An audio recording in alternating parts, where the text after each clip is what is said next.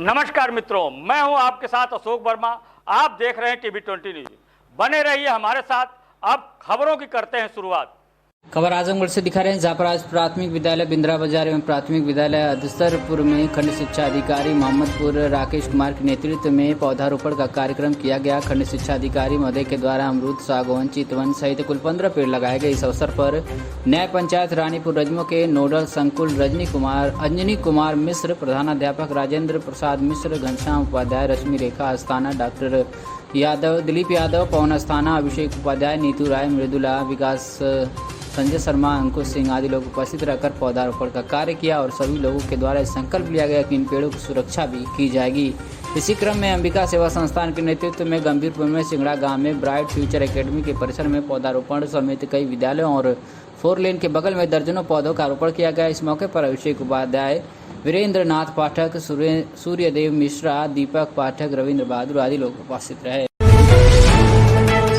अनिल मिश्र ने बताया कि उत्तर प्रदेश बीएड संयुक्त प्रवेश परीक्षा 2022-23 में पहली पाली में 1547 अभ्यर्थियों ने परीक्षा छोड़ दी, जो कि कुल अभ्यर्थियों का 6.30% है। वहीं अनुमान है कि दूसरी पाली में भी इन्हीं परीक्षार्थियों ने परीक्षा छोड़ी है। शाम को 6 बजे तक गणना की जा रही थी। परीक्षा को लेकर शहर समेत आसपास के क्षेत्रों में सुबह से काफ़ी गहमागहमी दिखाई दी। परीक्षा बुधवार को जनपद के 52 केंद्रों पर 9 बजे शुरू हुई। इसको लेकर सुबह से ही परीक्षा केंद्रों व आसपास काफ़ी भीड़ भाड़ नजर आई। सुबह ही अचानक से युवा वर्ग की भारी संख्या देखकर स्थानीय लोग भी चौंक गए, लेकिन पूछताछ के बाद परीक्षा होने की जानकारी मिली। परीक्षा की जिम्मेदारी शासन ने महात्मा ज्योतिबा फूले रुहेलखंड विश्वविद्यालय बरेली को दी है। जनपद में परीक्षा के लिए 25,699 परीक्षार्थी पंजीकृत किए गए हैं। 2 पाली सुबह 9 बजे से 11 बजे तक और शाम को 2 से 5 बजे तक परीक्षा का समय निर्धारित किया गया है। सभी परीक्षा केंद्रों पर स्टैटिक मजिस्ट्रेट की तैनाती की गई है। 104 ऑब्जर्वर परीक्षा की निगरानी कर रहे हैं। 28 केंद्रों प्रतिनिधि नियुक्त किए गए हैं। सभी केंद्रों पर सीसीटीवी कैमरा को सक्रिय किया गया है। हर गतिविधियों की वीडियोग्राफी की जा रही है। कोषागार से परीक्षा केंद्रों में प्रश्न पत्रों को रखे जाने की जिम्मेदारी जोनल मजिस्ट्रेटों को दी गई है। क्या नाम है? रंजना प्रजापति। अच्छा, आज किस चीज़ का पेपर था? बीएड का। क्या क्वेश्चन है? सही था, मतलब हिंदी और सामान्य ज्ञान में आया था। क्या समस्या, कोई व्यवस्था सब? नहीं, सब व्यवस्था सब सही था। कोई दिक्कत नहीं, कोई दिक्कत नहीं। क्या नाम है? खुशबू यादव। किस चीज़ का पेपर था आज? हिंदी, मतलब सब्जेक्ट बताएं? हिंदी था, सामान्य ज्ञान। कैसा रहा पेपर? अच्छा रहा। कोई दिक्कत परेशानी? नहीं। कोई क्या व्यवस्था है? व्यवस्था अच्छी थी। जरूरी है, आज हमें साफ पानी, हवा सब कुछ शुद्ध रूप में चाहिए, पर हम अपनी जिम्मेदारी जरा भी नहीं समझते हैं कि पर्यावरण को स्वच्छ रखने के लिए हमें अपने कर्तव्यों का पालन करना होगा। हम सभी को अपने आप से दावा करके पौधे लगाने चाहिए और केवल पौधे लगाने से ही कुछ नहीं होगा। हमें पौधे लगाने के बाद उसकी देखभाल अच्छे से करनी चाहिए। उसे लगातार पानी देते रहना चाहिए। मानव की जनसंख्या लगातार बढ़ रही है, आपको बता दें, लेकिन पेड़ पौधे कम हो रहे हैं। पेड़ लगाने का महत्व क्या है, यह हम सभी को पता है। पेड़ों से हमें ऑक्सीजन मिलता है, वे हमें छांव देते हैं, पेड़ हमें फल भी देते हैं। हम सभी को यह अपनी जिम्मेदारी मानने का पौधे लगाने चाहिए। यह केवल सरकार की जिम्मेदारी नहीं है। आज तरह तरह के प्रदूषण, वायु प्रदूषण, जल प्रदूषण, मृदा प्रदूषण, ध्वनि प्रदूषण वातावरण में मौजूद हैं। हमें इस सब चीज़ों को कम करना होगा। इसके लिए हम सभी लोगों को एक साथ आना होगा और यह काम सभी के साथ करने से ही होगा। इसलिए अपनी जिम्मेदारी समझें, पर्यावरण को स्वच्छ रखने में अपना योगदान जरूर दें। आपको बता दें, ग्राम प्रधान रिंकू मौर्य ग्रामवासियों के साथ ग्रामीण सफाई कर्मचारी द्वारा ग्राम पंचायत अधिकारी सुभाष सरोज की निगरानी में पौधारोपण करते हुए ग्रामवासियों के साथ सफाई कर्मचारी गुलाब चौरसिया, अभय चौहान पौधा लगाते हुए, पौधा में पानी देते हुए अपने कर्तव्य का निर्वहन करते हुए आज दिनांक 6 जुलाई 2022 ग्राम पंचायत रामपुर राजस्व ग्राम गुरिया में पौधारोपण करते हुए विकास खंड पलनी जनपद आजमगढ़ में पौधारोपण का कार्य किया गया। क्या नाम? गुलाब चौरसिया, सफाई कर्मचारी। अच्छा, पौधारोपण रहा क्या? सरकार के मंशा अनुरूप जिले के सभी विकास खंडों में ग्राम पंचायतों में पौधारोपण किया जा रहा है। आज ग्राम पंचायत एकरामपुर राजस्व ग्राम पंचायत भवन पर पौधारोपण के कार्य प्रधान द्वारा, सचिव द्वारा, सफाई कर्मचारियों द्वारा, ग्रामीण सफाई कर्मचारियों के साथ पौधारोपण किया गया। वहाँ पे ग्रामीण वासियों द्वारा जगह जगह 100 पौधा लगाया गया। पंचायत भवन के आसपास पूरे हम लोग पानी डालते हुए, पौधारोपण करते हुए, लोगों को जागरूक करते हुए कि आप लोग अपने घर के आसपास एक पौधा अवश्य लगाएं। उसका जो है उसको सेवा करें, उसको पानी वानी उसको में डाला कीजिए। हम लोग ये चाहते हैं कि पर्यावरण हमेशा सुरक्षित रहे, ऑक्सीजन मिलता रहे हमेशा। को जहरीला पदार्थ खिलाकर लूटने वाले गांजा की बिक्री करने वाले 2 अभियुक्तों को पुलिस ने बुधवार की सुबह गिरफ्तार कर लिया है। दोनों को संबंधित धाराओं में चालान कर दिया है। जीआरपी थाना प्रभारी अरविंद शर्मा बुधवार को रेलवे स्टेशन प्लेटफॉर्म नंबर 1 पर चक्कर कर रहे थे। इसी दौरान खास मुखबिर की सूचना पर 2 व्यक्ति रेलवे स्टेशन के माल खाने के पास मौजूद हैं और किसी घटना को अंजाम देने की योजना बना रहे थे। इनके पास आपत्तिजनक सामान भी मौजूद है। इस सूचना पर पुलिस टीम मौके पर पहुंची तो दोनों युवक भागने लगे। घेराबंदी कर पुलिस ने दोनों को पकड़ लिया। पूछताछ में एक ने अपना नाम प्रतीक कश्यप, दूसरा ने चीना कश्यप बताया। निवासी सिंध मील कॉलोनी, थाना नगर कोतवाली, जिला देवरिया बताया। इसके पास से पुलिस ने 61 ग्राम नशीला पाउडर, 48 नशीली दवा की गोली, चोरी की एक मोबाइल बरामद की। इसके साथ ही दूसरे ने अपना नाम राज उर्फ पीयूष लक्ष्मण वर्मा, निवासी नई बाजार, कुम्हार टोली, थाना मैरावा, जिला सीवान, बिहार बताया। इसके पास से 1 किलो 420 ग्राम गांजा, 4000 रुपये नकद व एक चोरी की मोबाइल बरामद हुई। दोनों का संबंधित धाराओं में चालान किया गया है। गिरफ्तार करने वाली टीम में जीआरपीएफ थाना प्रभारी अरविंद शर्मा, उप निरीक्षक राकेश शर्मा, कांस्टेबल सुनील गुप्ता, नीरज गुप्ता, उपेंद्र कुमार सहित अन्य लोग शामिल रहे।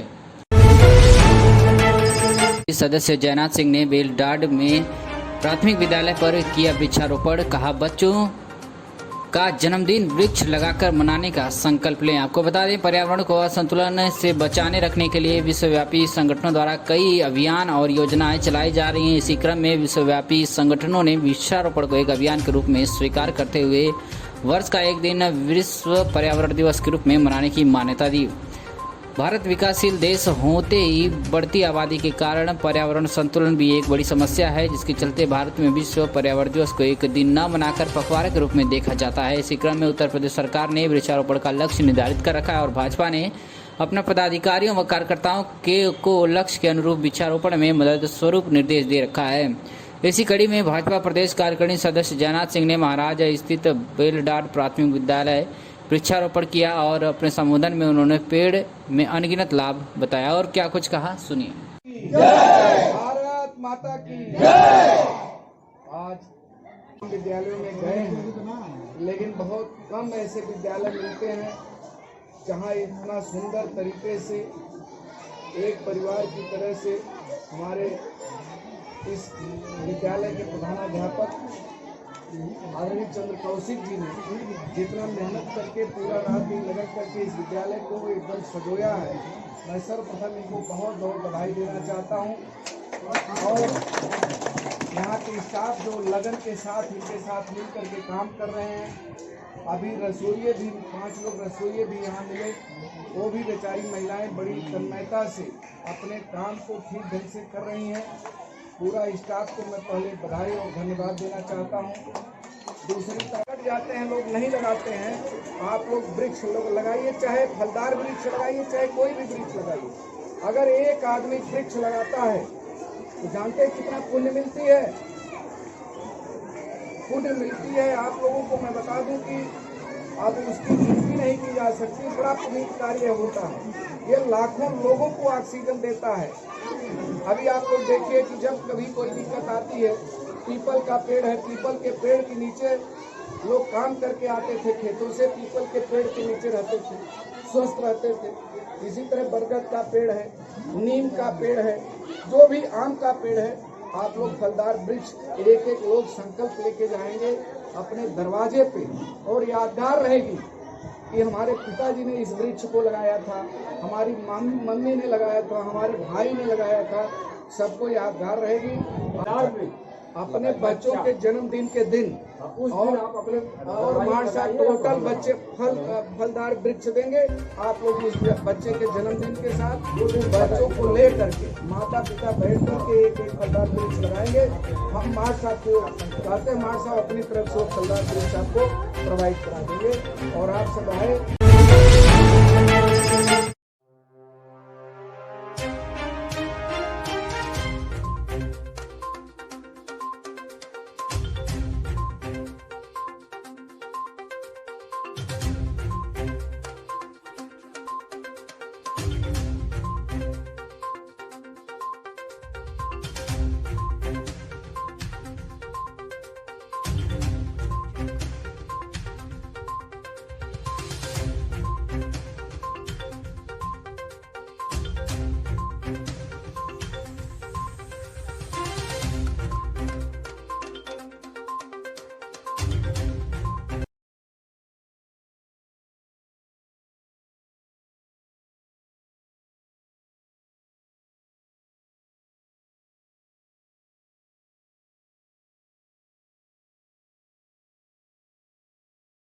मैडम बीएड का सेंटर है, किस तरह से बच्चों को प्रवेश दिया गया और कितने बच्चे थे, कितने एब्सेंट हैं, परीक्षा कैसी चल रही है इसके बारे में? देखिए, कोविड के मानकों के अनुरूप परीक्षा चल रही है और गेट के पास ही थर्मल स्कैनिंग हुई है। मास्क और सैनिटाइज़र यूनिवर्सिटी की तरफ से प्रोवाइड कराए गए हैं, जो सारे बच्चों को डिस्ट्रीब्यूट किया गया है। हमारे यहाँ 400 बच्चों का सेंटर बनाया गया है, जिसमें से 362 बच्चे प्रेजेंट हैं और 38 बच्चे अनुपस्थित हैं। कितने बजे तक परीक्षा चलेगी? दूसरी पाली कितने बजे से कितने बजे? परीक्षा 2 पालियों में है। प्रथम पाली 9 बजे से लेकर 12 बजे तक है और दूसरी पाली 2 बजे से लेकर 5 बजे तक है और दोनों ही पालियों में परीक्षा अब तक तो शांतिपूर्ण तरीके से चल रही है। कितने आपके यहाँ सेंटर बनाए, मतलब कमरे बनाए गए हैं? हमारे यहाँ 7 कमरे बनाए गए हैं और कमरों का जो साइज़ है वो छोटा बड़ा है, तो उसी के अकॉर्डिंग जैसा निर्देश दिया गया था यूनिवर्सिटी के अनुसार, उसी के अनुसार हम लोगों ने सारी व्यवस्था की। सभी कमरे में सीसीटीवी लगे? सब कमरों में सीसीटीवी लगा हुआ है और चल भी रहा है। हेतु छोटे बच्चों तथा स्थानीय लोगों को जागरूक किया गया। आपको बता दें, विकास खंड अतरौलिया क्षेत्र के आंगनवाड़ी केंद्र भगतपुर में आज बुधवार आंगनवाड़ी और आशा कार्यकर्तियों द्वारा रैली निकालकर लोगों को जागरूक किया गया, जिसमें छोटे छोटे बच्चों ने व उनके परिजनों को संचारी रोग नियंत्रण अभियान के तहत जानकारी दी गई। संचारी रोग नियंत्रण अभियान 1 जुलाई से प्रारंभ हो गया है, जो पूरे माह तक चलेगा, जिसमें आशा कार्यकर्तियों को प्रत्येक गांव में लगाया गया है, जो गांव के लोगों को जागरूक करते हुए मच्छर जनित बीमारियों से होने वाले संक्रमण से बचाव की जानकारी दी जा रही है। वहीं गांव के अंदर जल जमाव वाले स्थानों पर चूने और ब्लीचिंग का छिड़काव करवाया जा रहा है। आशा कार्यकर्तियों द्वारा स्कूल के बच्चों को साफ सफाई के साथ ही साबुन से हाथ धोकर ही भोजन करने की बात बताई जा रही है। मच्छर जनित बीमारियों से बचने के लिए छोटे छोटे बच्चों को फुल बांह के कपड़े पहनने की भी जानकारी दी जा रही है। वहीं विकासखंड के प्रत्येक गांव में यह अभियान चलाया जा रहा है, जो माह के अंत तक निरंतर चलता रहेगा। आइए सुनाते हैं कि आशा और आंगनवाड़ी कार्यकर्तियों ने क्या कुछ कहा। अभियान जो चलाया जा रहा है इसके बारे में बताइए। साबुन से हाथ धो करके बच्चों को खाना खाना चाहिए। गांव-गांव में हम लोग यही बता रहे हैं, स्कूल पर भी बता रहे हैं कि साफ सफाई से रहना चाहिए, पानी इकट्ठा नहीं रहना चाहिए, ताज़ा पानी लेकर के पीना चाहिए। इसके बारे में बताइए। संचारिक रोग बताइए इसके बारे में। जैसे संचारिक रोग जो है बीमारियों से बचने के लिए हम लोग ये अभियान चला रहे हैं, बच्चों को बता रहे हैं, गांव में बता रहे हैं कि बीमारियों से बचने के लिए क्या क्या करना चाहिए। हाथ धोना चाहिए, साबुन से हाथ धोना चाहिए, खाना खाने से पहले हाथ धोना चाहिए।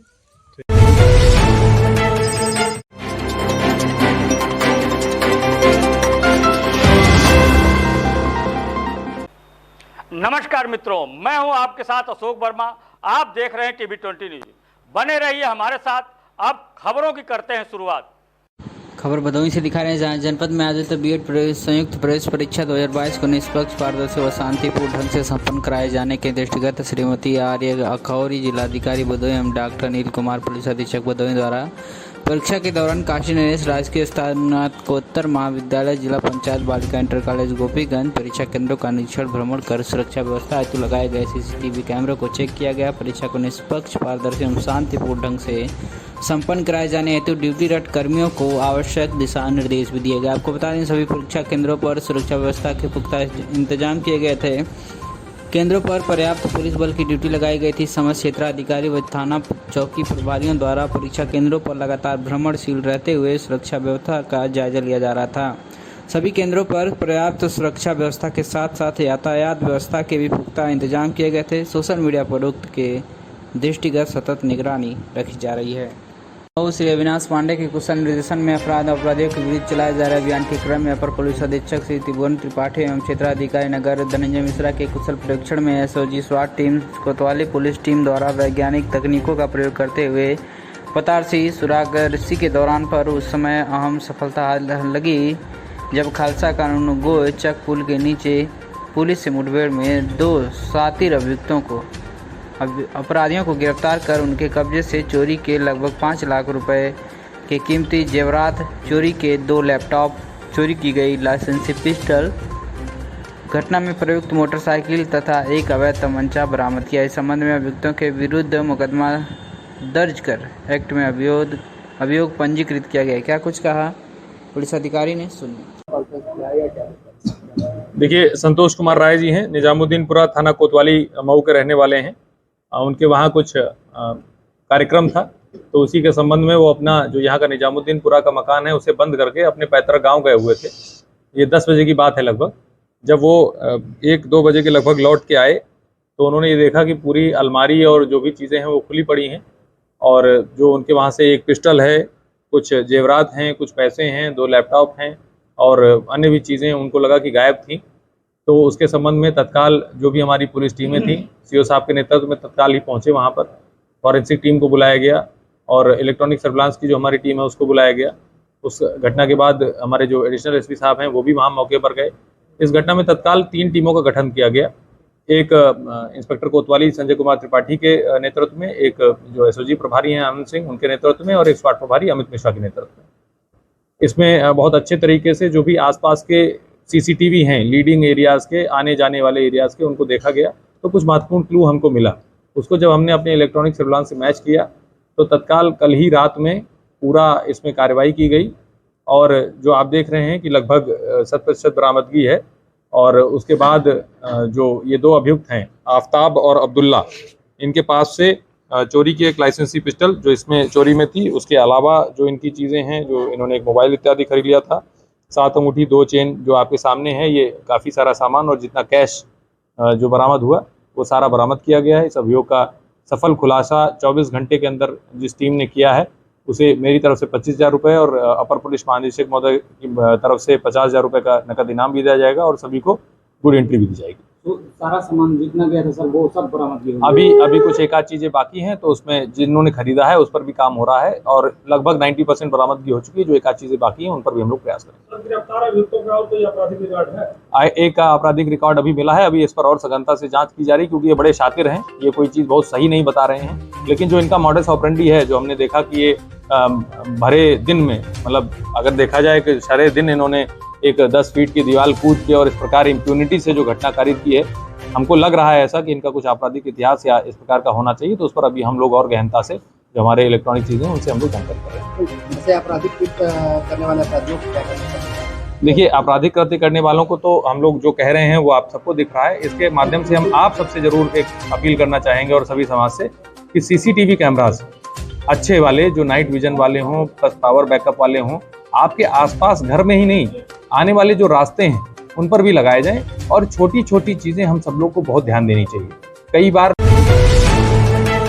बंधक को विदाई दी गई है। बैंक कर्मचारियों ने विदाई के समय उपहार दिया। आपको बता दें, अतरौलिया नगर पंचायत स्थित यूनियन बैंक ऑफ इंडिया शाखा के शाखा प्रबंधक रहे ओवेद बाखला का स्थानांतरण आजमगढ़ जनपद के मुख्य शाखा पर हो गया है। बता दें कि ओवेद बाखला अगस्त 2020 को अतरौलिया स्थित यूनियन बैंक ब्रांच के ब्रांच मैनेजर के पद पर नियुक्त हुए थे, जिनका कार्यकाल बहुत ही सराहनीय रहा। सबसे अधिक खाता धारकों वाले बैंक में लेन देन तथा उपभोक्ताओं से व्यवहार कुशल बात करके लोगों को संतुष्ट रखते थे। बैंक संबंधित सभी मामले स्वयं निस्तारित करते थे, जिनका मंगलवार को स्थानांतरण होने के उपरांत बैंक कर्मियों ने बैंक परिसर में ही विदाई समारोह कार्यक्रम का आयोजन किया, जिसमें बैंक कर्मियों द्वारा शाखा प्रबंधक को फूलमाला पहनाकर स्वागत किया गया। तत्पश्चात बैंक कर्मियों ने उन्हें उपहार भी दिए। विदाई समारोह के दौरान कुछ बैंक कर्मियों की आंखें नम हो गईं। शाखा प्रबंधक रहे ओवैद बाखला ने बताया कि इस ब्रांच में एक परिवार की तरह सभी कर्मचारियों ने सहयोग दिया है। कर्मचारियों का प्यार और आशीर्वाद हमें मिला है। हमारे कॉर्पोरेट बड़ा ब्रांच होने की वजह से उपभोक्ताओं ने भी काफ़ी सहयोग किया है, जिसको भुलाया नहीं जा सकता है। इस मौके पर महेश प्रसाद नवागत शाखा प्रबंधक, दावेश कुमार, मोहित यादव, अरविंद चैंपिया, किशन, अनुज सिंह, मुन्ना सोनकर, सचिन जायसवाल, दीपक कुमार, वीरेंद्र, ओम प्रकाश, प्रमोद पांडे, ओम प्रकाश यादव, अवनीश शर्मा सहित आदि लोग उपस्थित रहे। ने आश्वासन दिया कि यदि कोई वंचित छात्र होता है तो उसकी फीस वो अदा करेंगे। NEOMIS संस्था के संरक्षक तथा निर्देशक श्री आफ्ताब हुसैन ने कहा कि हमारी संस्था केवल लोक सेवा आयोग की परीक्षा की तैयारी कराएगी, जिसमें प्रारंभिक परीक्षा, मुख्य परीक्षा तथा साक्षात्कार की तैयारी भारतवर्ष के प्रसिद्ध शिक्षकों द्वारा कराई जाएगी। इस समारोह में नियम संस्था के सभी प्रमुख शिक्षक उपस्थित रहे, जिनमें स्मर रंजन, प्रवीण कुमार, वारिस सिद्दीकी, समृद्धि गोयल इत्यादि लोग मौजूद थे। आपको बता दें, संस्था के उप निर्देशक एहतासमुद्दीन आजमी तथा लाल खान भी उपस्थित रहे और अपने विचारों से लोगों को अवगत कराया। क्या कुछ कहा, सुनिए।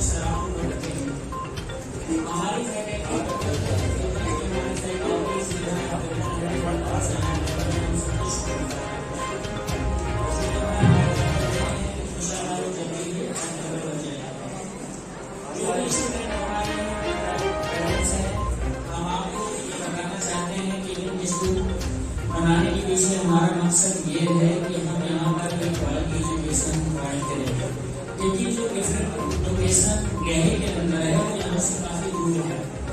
अगर हम वहाँ की बेहतरीन चुनिंदा फैकल्टीज को यहाँ पे करते हैं तो वही चीज़ें टाइम बचा के आप कर सकते हैं, क्योंकि ये कॉम्पिटिशन का ज़माना है और हमें हर एक सेकंड की वसूली पड़ेगी। और सारे मौजूद मेहमान आपका मैं आप एक शेर के साथ अपनी बात को खत्म करना चाहता हूँ। ये हमारे सारे बच्चों के लिए है जो IAS की प्रिपरेशन करते हैं। तुम्हारे नन्हे परों में वो जान देनी है, तुम्हारे नन्हे परों में वो जान देनी है, जमीन तुम्हें आसमान देने की। ये हमने माना आसान नहीं है राह मगर, किया है तय तुम्हें ऊंची उड़ान देने की।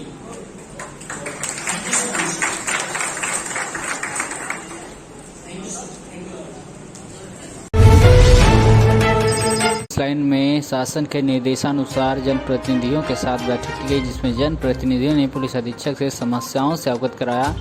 बैठक के संबंध में पुलिस अधीक्षक आजमगढ़ ने क्या कुछ कहा, सुनिए। शासन के निर्देशों के अनुसार जो मासिक रूप से जनप्रतिनिधियों के साथ बैठक की जाती है, इस बैठक का आज आयोजन पुलिस लाइन प्रांगण में किया गया है। माननीय जनप्रतिनिधियों के द्वारा जो जनता की समस्याओं से अवगत कराया गया है, उनको मेरे द्वारा नोट किया गया है, जो एप्लीकेशन दी गई उनको कलेक्ट किया गया है और विधिक कार्रवाई हर एक एप्लीकेशन पर जो होगी उसको कराकर माननीय जनप्रतिनिधियों को सूचित किया जाएगा। इनसे क्या क्या मामले थे, किस तरह के मामले थे?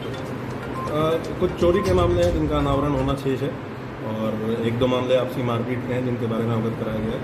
उनकी जांच करा के विधिक कार्रवाई इंश्योर की जाएगी और सभी के साथ न्याय इंश्योर किया जाएगा। प्रवेश परीक्षा आज सीसीटीवी की निगरानी में हो रही परीक्षाएं धांधली को देखते हुए किए गए कड़े इंतजाम। संयुक्त बीएड प्रवेश परीक्षा 2 पालियों में हुई संपन्न। आपको बता दें, यूपी बीएड प्रवेश परीक्षा के दृष्टिगत अतरौलिया में 2 परीक्षा केंद्र बनाए गए थे, जिसके अंतर्गत पटेल इंटर कॉलेज में 500 परीक्षार्थियों में से 42 अनुपस्थित हैं तथा परीक्षा बहुत ही शांतिपूर्ण ढंग से प्रथम पाली की परीक्षा चल रही है। सुरक्षा के दृष्टिगत सीसीटीवी कैमरे तथा पुलिस के इंतजाम किए गए हैं। वहीं राजकीय कन्या इंटर कॉलेज में 400 परीक्षार्थियों में से 38 बच्चे प्रथम पाली में अनुपस्थित रहे, तो वहीं 362 परीक्षार्थियों ने परीक्षा दी है। कोविड-19 नियमों के अनुरूप बीएड प्रवेश परीक्षा चल रही है। गेट पर थर्मल स्कैनिंग की गई। मास्क तथा सैनिटाइजर यूनिवर्सिटी की तरफ से उपलब्ध कराए गए थे, जो सारे बच्चों को वितरित किया गया। परीक्षा 2 पालियों में संपन्न हुई, जो सुबह प्रथम पाली 9 बजे से दोपहर 12 बजे तक और दूसरी पाली 2 बजे से 5 बजे तक चलेगी। परीक्षा बहुत ही शांतिपूर्ण रही। यूनिवर्सिटी के निर्देश पर सारी व्यवस्था कराई गई थी। सभी कमरे में सीसीटीवी कैमरे चालू थे। इस मौके पर ऑब्जर्वर राम पांडे, प्रभारी Sant Kumar Yadav, static magistrate doctor Jitendra Kumar समेत प्रशासनिक व्यवस्था चुस्त दुरुस्त रही। आज सुनाते हैं कि राजकीय कन्या इंटर कॉलेज की प्राचार्य सोनू सिंह ने क्या कुछ कहा। मैडम, बीएड का सेंटर है, किस तरह से बच्चों को प्रवेश लिया गया और कितने बच्चे थे, कितने एब्सेंट है, परीक्षा कैसी चल रही है इसके बारे में? देखिए, कोविड के मानकों के अनुरूप परीक्षा चल रही है और गेट के पास ही थर्मल स्कैनिंग हुई है। मास्क और सैनिटाइजर यूनिवर्सिटी की तरफ से प्रोवाइड कराए गए हैं, जो सारे बच्चों को डिस्ट्रीब्यूट किया गया है। हमारे यहाँ 400 बच्चों का सेंटर बनाया गया है, जिसमें से 362 बच्चे प्रेजेंट हैं और 38 बच्चे अनुपस्थित हैं। कितने बजे तक कितनी परीक्षा चलेगी? दूसरी पाली कितने बजे से कितने बजे? परीक्षा 2 पालियों में है।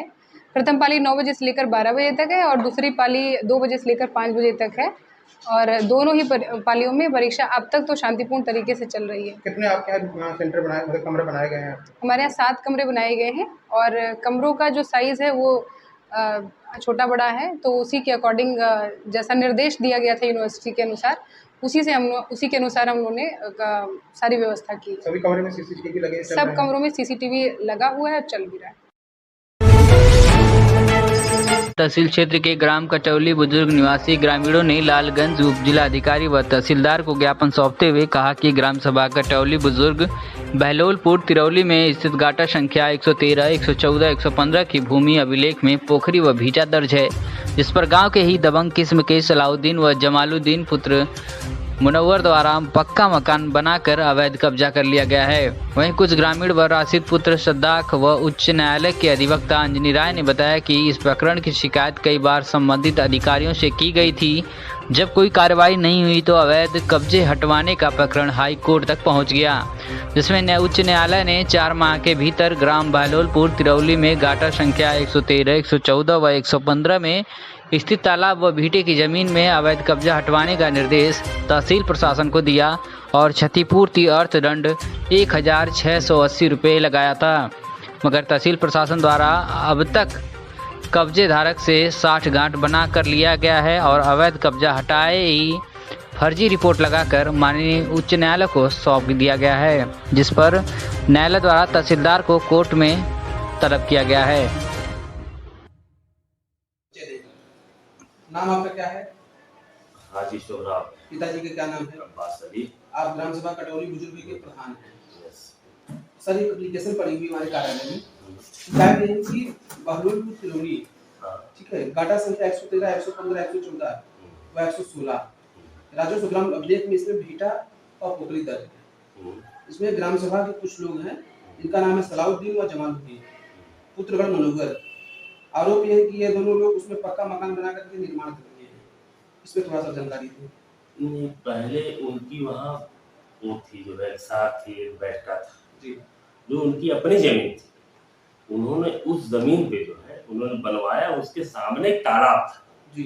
तालाब तो ऐसे भी ऑलरेडी मतलब ग्राम समाज होता है, तो उन्होंने मकान बनवाया तो उसमें कोई जगह नहीं कि थोड़ी सी, मेरे ख्याल से पोखरे के पास वाली थोड़ी सी एक आध लाठी आदि लगी, जो भी रही हो वही गई, जिस उस पे भी मतलब केस मुकदमा चल रहा था, यानी कि हक में फैसला भी हुआ जी, और वो चीज़ खत्म हो गई है। मगर और लोग हैं जो मतलब चाहते हैं कि इस तरीके का विवाद फैलाया जाए कि जैसे उलझे रहे, बस यही इतना मामला। बाकी मोहम्मद शाहिद खान। कहाँ रहने वाले हैं? कटौली बुजुर्ग लालगंज, आजमगढ़ का रहने वाला हूँ। क्या समस्या है आपकी? सर, कुछ दबंग लोगों ने पोखरे और तालाब की जमीन, पोखरे और बेटे की जमीन पे कब्जा कर लिया है।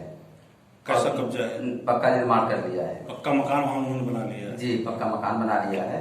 क्या इसमें आप इसके खिलाफ में हैं आप? जी, हमने तहसील और स्तर तक काम किया है। अच्छा, तो तहसील में आप गए, एसडीएम साहब, तहसीलदार साहब से मिले, कोई कार्रवाई हुई? कोई कार्रवाई नहीं हुई सर। फिर आपने कोई विधिक कार्रवाई किया? जी, हम हाई कोर्ट गए हैं। अच्छा, हाई कोर्ट के बारे में कुछ जानकारी आप बता सकते हैं? जी, हमारे वकील साहब बात कर रहे हैं। धन्यवाद। भाई, मैं अंजनी कुमार माननीय उच्च न्यायालय में अधिवक्ता हूँ। ये मामला बहुत पुराना है, 2009 का है।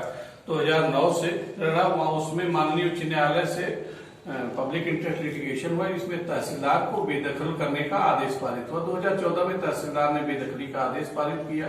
उसके बाद वो लोग रिवीजन में गए, रिवीजन भी खारिज हो गई। उसके बाद माननीय उच्च न्यायालय में भी कहा कि नहीं, अतिक्रमण खाली होना चाहिए।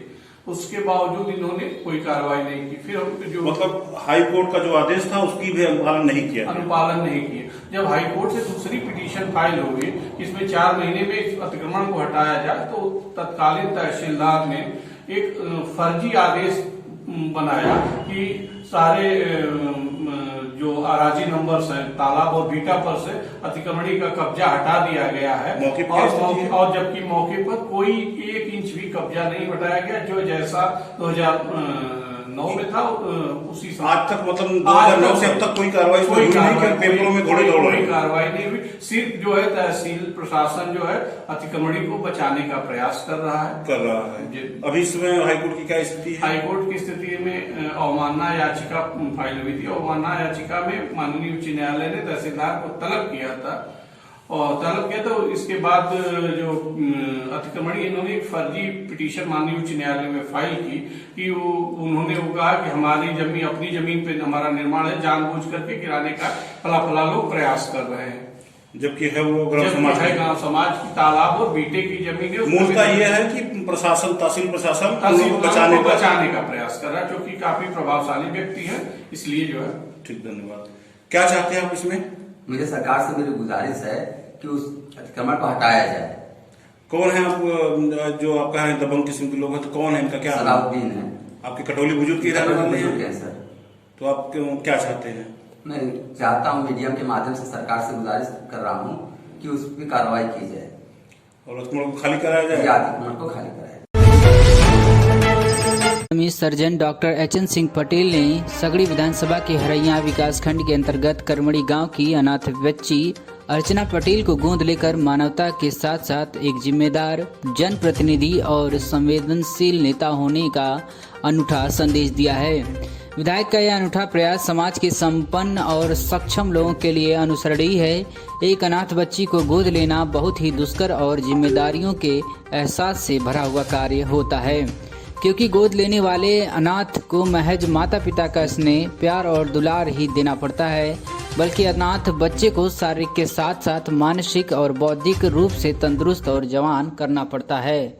कुछ सपने माँ बाप के मजबूत कंधों के सहारे ही देख पाते हैं। आपको बता दें, आज विधायक ने अपनी धर्मपत्नी के साथ अर्चना के घर पहुंचकर कपड़े और अन्य जरूरी सामानों को उपलब्ध कराया। वहीं इस मौके पर हरेंद्र पटेल, युवा जिलाध्यक्ष सरदार सेना रणधीर पटेल, रामाश्रय पटेल, ओम प्रकाश पटेल, विशाल पटेल, हरिकेश विश्वकर्मा आदि लोग मौजूद रहे। मीडिया से बातचीत में क्या कुछ कहा डॉक्टर एचएन सिंह पटेल, विधायक सगड़ी ने, और अनीता सिंह पटेल, धर्मपत्नी सगड़ी विधायक ने, सुनिए। ये हमारी बच्ची हाथ से हो गई है और क्या, जो पढ़ेगी लिखेगी जो करेगी हम इसके साथ रहेंगे, हमेशा इसके साथ रहेंगे, ठीक। और जो भी करना चाहेगी हम इसको करने के लिए साथ रहेंगे। और तो जैसे अपने बच्चों को देखते हैं वैसे हमारी ये भी बेटियां है, हम भी अपने बच्चे की तरह इसको देखेंगे। आज के दौर में मैम हमें तो डॉक्टर साहब बताए नहीं, हमें 2-3 दिन के बाद पता चला, लेकिन हमें बहुत अच्छा लगा कि मतलब ये जो काम किए बहुत अच्छा किए और हम चाहते कैसे करते रहें हैं अन्य लोगों के लिए। और हमें जो भी पता चलेगा उसमें हम करेंगे, उनके साथ रहेंगे, जहाँ भी खड़ा होना रहेगा उनके साथ चलेंगे, करेंगे और कैसे साथ देंगे। ये है अर्चना, इसकी माँ 9 जून को एक्सपायर हो गई और 22 जून को उनका ब्रह्मभोज था। हम ब्रह्मभोज में आए तो पता चला कि ये बच्ची बिल्कुल अनाथ है। इसके पिताजी इसकी माँ को लगभग 15 साल पहले ही छोड़ चुके हैं और माँ के पास अपने ननिहाल में ही रहती थी। और माँ का भी साया जब इसके सर से उठ गया तो जब 22 को हम उनके ब्रह्मभोज में आए थे तो हमें थोड़ा सा लगा कि नहीं, इस बच्ची की मदद करनी चाहिए। तो इस बच्ची की मदद के लिए हमने कहा कि बेटा चलो आज के बाद से तुम्हारी सारी जिम्मेदारी हम उठाएंगे। और आज जिसे पूछने पे हमें पता चला कि बायोलॉजी से पढ़ रही थी, 11th का एग्ज़ाम दिए, 12th का एग्ज़ाम के बाद ये मेडिकल की तैयारी की सोच में। तो एक डॉक्टर के नाते हमें खुशी भी हुई कि चलो कम से कम एक मेडिकल की तैयारी अगर बच्ची करती है और हमारे थोड़े से सहयोग से अगर ये डॉक्टर बन जाती है तो हमारे लिए इससे खुशी की बात कुछ और नहीं हो सकती। लिहाजा बच्ची का पढ़ने का सारा जो भी खर्च आएगा हम उठाएंगे और आगे हो सकता है कि इसकी शादी का भी खर्च हमें उठाएंगे। विधायक निधि इसमें एक पैसे भी नहीं लगेगी, हमारा पर्सनल पैसा होगा। बिटिया के लिए विधायक निधि नहीं होती, समाज के लिए विधायक निधि होती है। बिटिया के लिए तो उसके बाप का ही पैसा लगना चाहिए।